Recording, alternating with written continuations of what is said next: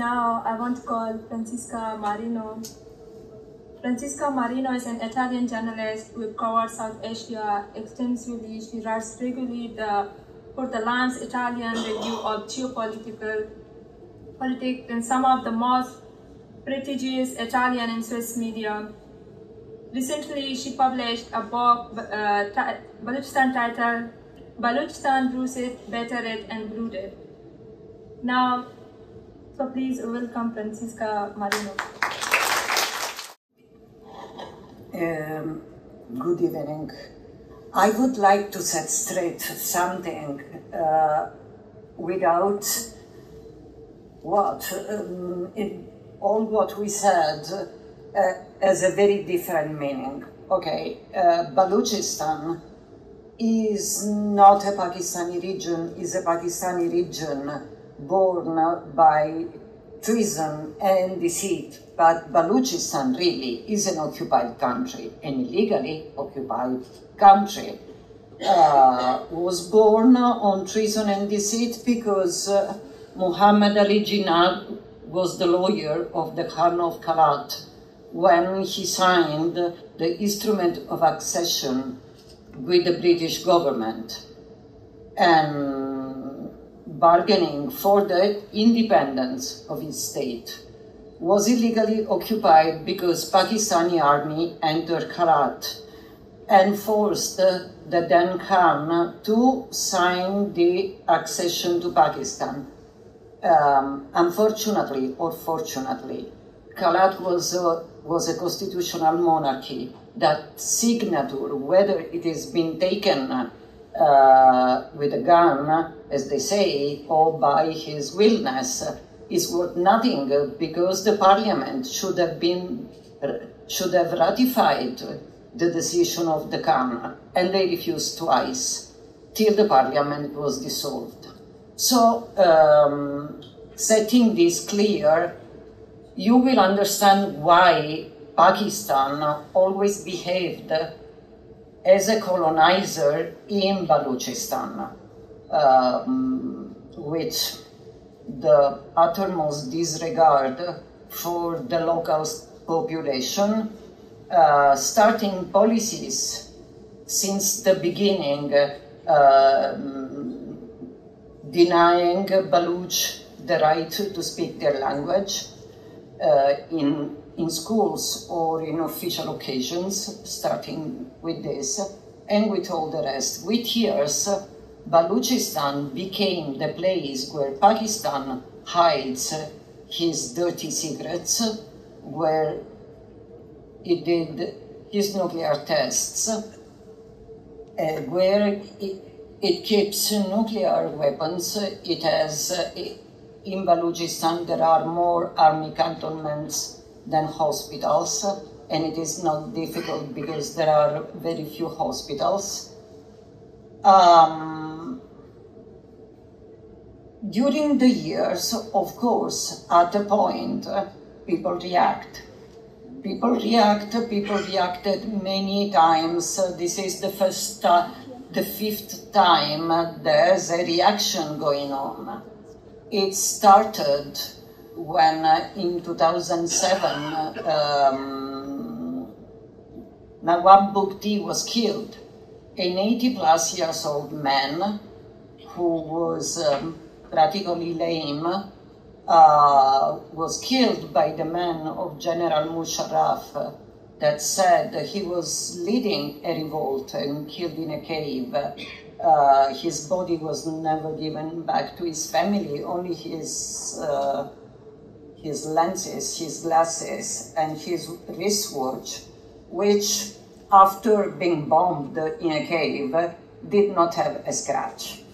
Anyway, since then, there's a revolt going on, and since then, the usual behavior of Pakistan, of killing people extrajudicially and then dumping them in the street with signs of torture, so they would be a lesson for other people. have been found mass graves, a number of mass graves, immediately covered by the army, by their proxies, their death squads, and their goons owning private jails and whatever. By the way, the biggest of these mass graves was found near the private jail of one of these goons, who, again, by the way, was contesting elections. Anyway, people disappear, thousands and thousands of people. Pakistani politicians have been basically saying they all went to Dubai shopping, or they joined the insurgency in the mountain, which, if they really did, in the mountain there must be an army biggest than the Pakistani army. The things got worse when Chinese came into frame. I mean, they are into frame since quite long, but the CPEC, the China-Pakistan Economic Corridor, was again a turning point. They decided to do a new Dubai out of Gwadar. A new Dubai means a playground for shopping, playing golf, and investments.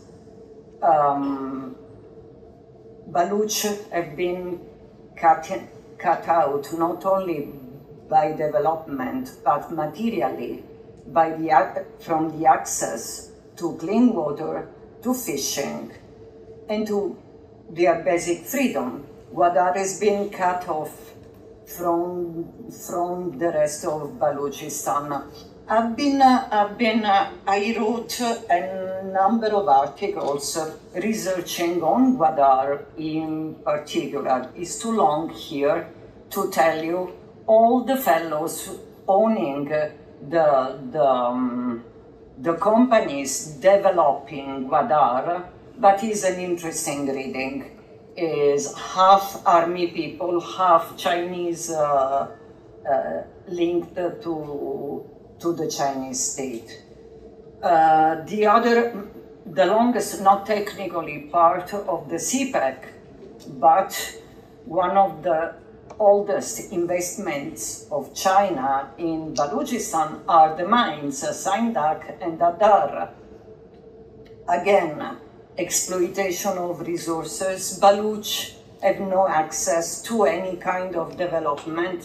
Roads are made only to serve Chinese.